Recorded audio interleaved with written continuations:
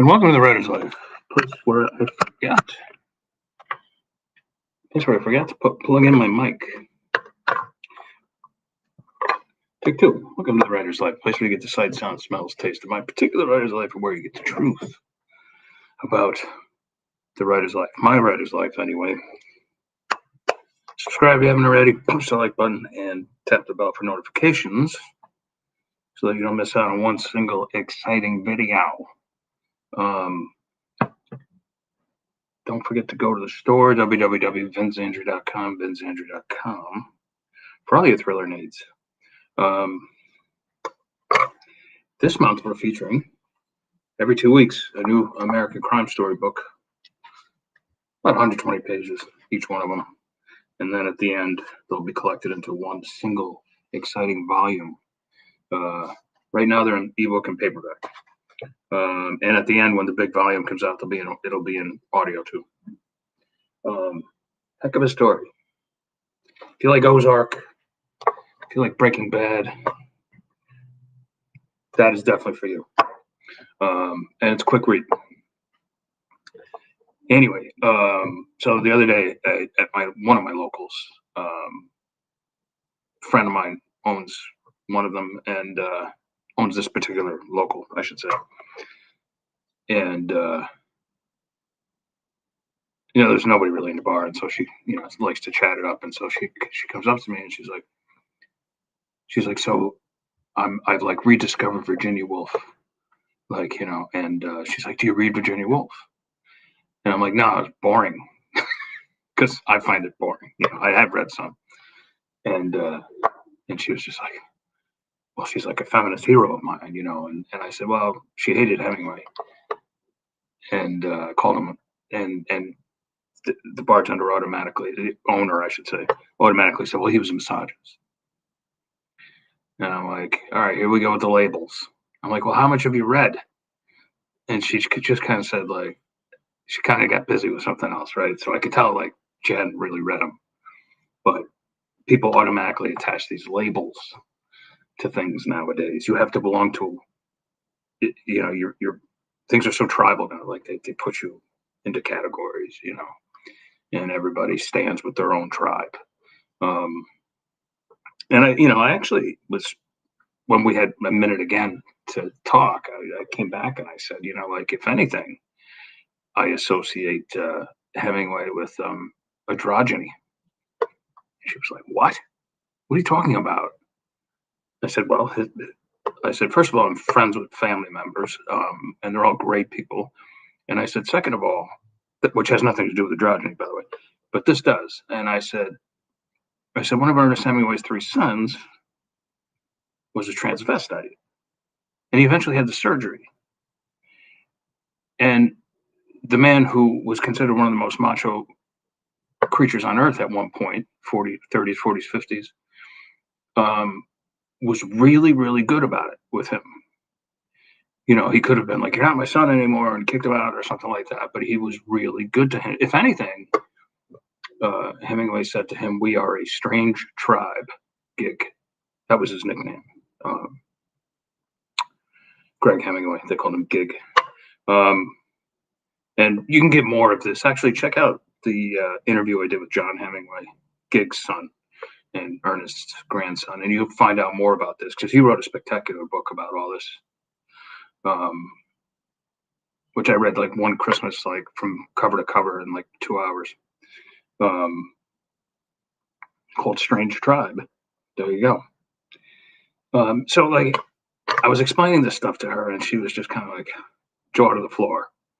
Like, that can't be possible. Like, he's supposed to be in this, under this category, in the separate tribe, and a misogynist. So therefore, I would rather read Virginia Woolf and not him. It'd be kind of like if I said, like, Virginia Woolf actually, like, used to beat men, used to beat her husbands, was a man beater or something like that. She'd be like, no, that wouldn't be possible, or whatever. But so many people these days are so, you have to, like, either virtue signal or, just, you go here, I go here, and maybe we'll meet in the middle, but doubtful. But again, I think as authors, we sometimes try to create these myths about ourselves, and we can get trapped in them. Certainly, Hemingway did that because he did want to appear the very macho, big game hunter, lion hunter, you know, getting in fights at the bar and could drink anybody under the table, and you know, travel the world, bigger than life creature. Certainly there was like the Ernest Hemingway who was the aesthetic writer, and then there was the Ernest Hemingway who was the public figure. A woman in every bed and all that sort of stuff. And like we even addressed that. And I said, I bet you he didn't sleep with more than 5 women. And she was again jaw to the floor, and I've done my research, right?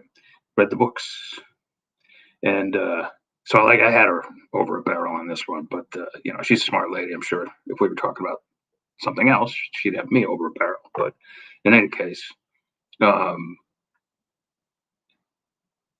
we back to the myth making. We create these myths.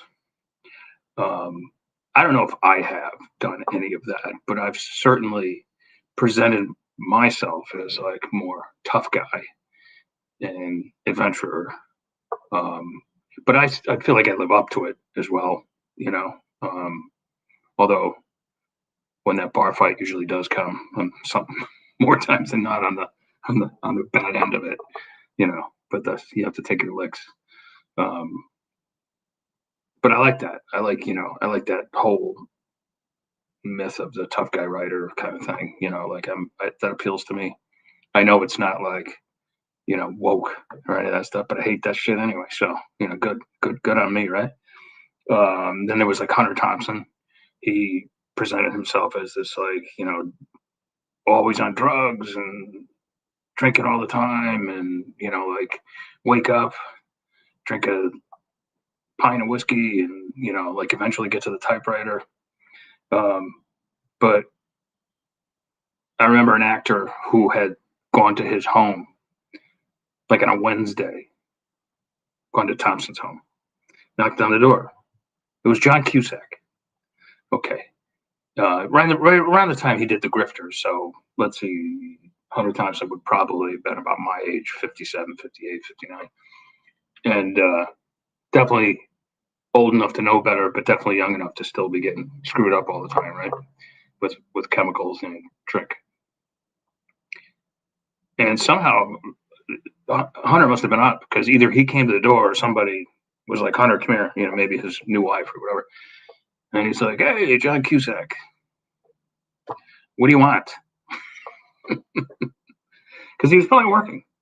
He's like, Hunter, like, where's all the drugs? Where's the drink? Where's the booze? And all this. And he's like, well, I'm not doing that right now. I'm working. And then he followed up with, but this weekend, there will be games. So like, disappointed Cusack just sort of turned around and left, and then went to the bar downtown. But see, that's like, there you go. I mean, like in Hemingway, someone added up his bar bill from Sloppy Joe's, and because back then in the 30s, 20s, 30s, 40s, you could actually pay by month. They would keep a tab for you, and you'd get a bill every month, and you'd pay it like a phone bill.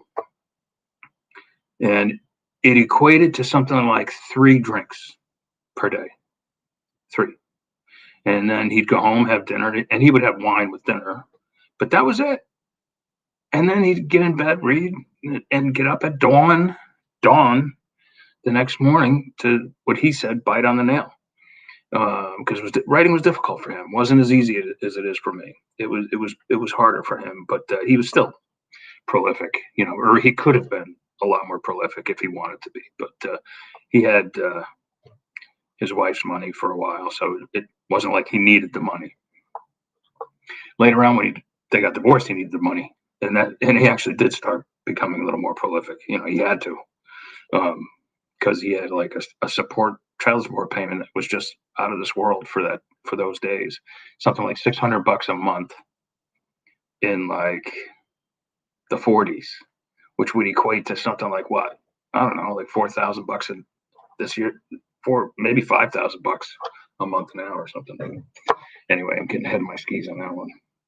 But I'm trying to think of other writers, like Mailer was the same way. Mailer created this myth where he was the boxer, and he was a short guy like me, stocky, but he could box anybody or whatever, and he'd usually get his ass kicked.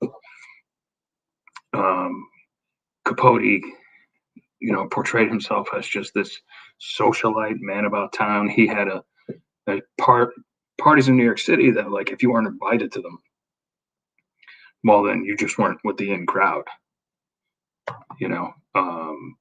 All those famous writers from those days, they really don't exist much anymore. I've done podcasts and videos about that too. Like the notion of the famous writer has kind of like slipped away. Every now and then you get somebody who like gets that kind of critical acclaim, but in general, we know our place on the totem pole in the entertainment industry, and we have no choice but to go there. I choose not to. I choose to be at the top, and that pisses a lot of legacy people off. But fuck you. I don't care. I create my words and I do what I want with them. So, but do I have like this little myth going on around me? Probably. I don't know. You could be an accountant and have like this like exterior that you're trying to portray.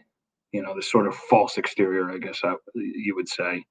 Mine's not really a false one, but we all exaggerate a little bit. I know you're supposed to get the truth here, but don't forget, I lie for a living. So, all right, that's all I got to say. It's a gross Friday. I think it's supposed to be rain all weekend. So it means I'll be putting in a bigger word count, I guess. 6 weeks until I leave, about 6.5 weeks. Got to get my train tickets. Got to get some euros. I need a new global entry pass.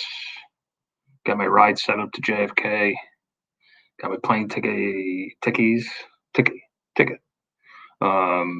I don't know when I'm coming back. So.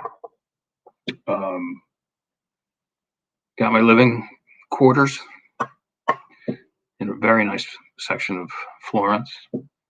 I should be all set.